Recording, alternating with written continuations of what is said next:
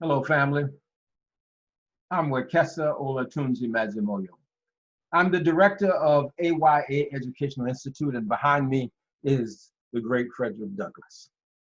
I'm here today to remind you of his speech, his 4th of July speech, which is, I call it the 4th of July speech. Given July 5th, 1852, when folks asked him to come to speak at their celebration.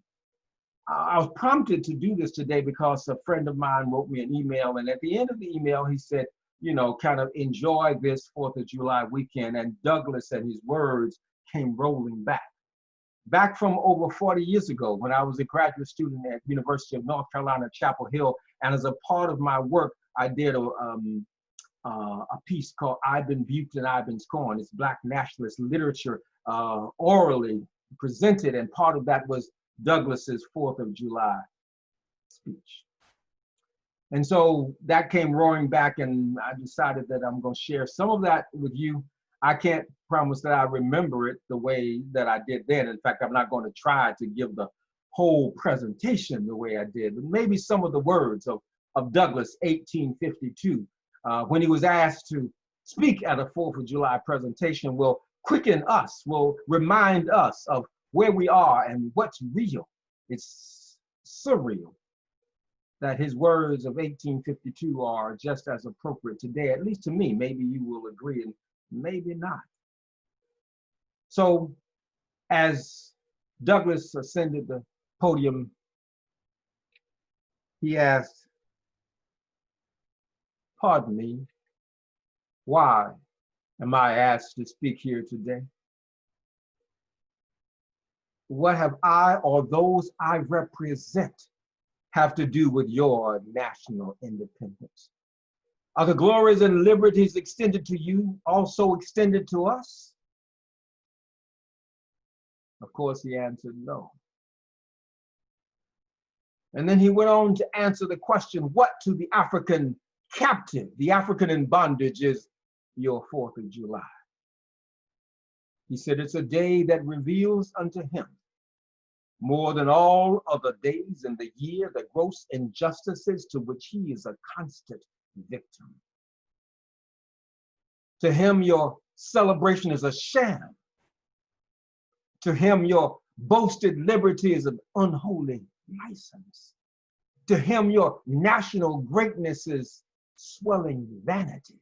To him, your sounds of rejoicing are empty and heartless.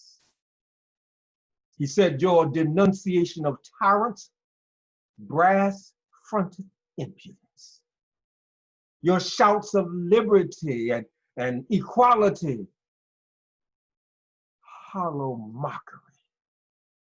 Your prayers and your hymns with all your religious parade and solemnity are to him mere bombast, hypocrisy, impiety, deceit.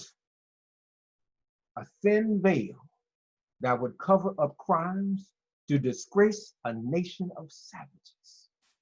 Douglas told his audience, go where you may, search where you will, roam through all the monarchies and despotisms of the old world.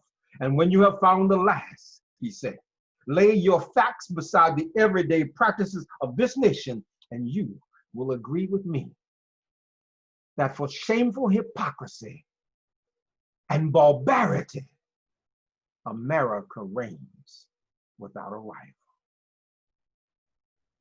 Now, those are the words that I bring back. That's what came up.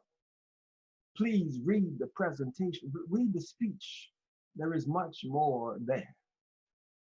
The sentiments are there. And the sentiments are as equal today. Breonna Taylor would agree that there is not a nation more guilty of practices more shocking and bloody than those of the United States at this very hour. George Taylor would agree. Thousands of Africans whose names we don't know would agree. And so on this 4th of July, instead of celebrating the independence that has not been extended to us, Let us recommit ourselves as Brother Henry Highland Garnett would every 4th of July, as Alexander Cromwell would every 4th of July. Recommit ourselves to fighting and building for the sovereignty of African people. That is an appropriate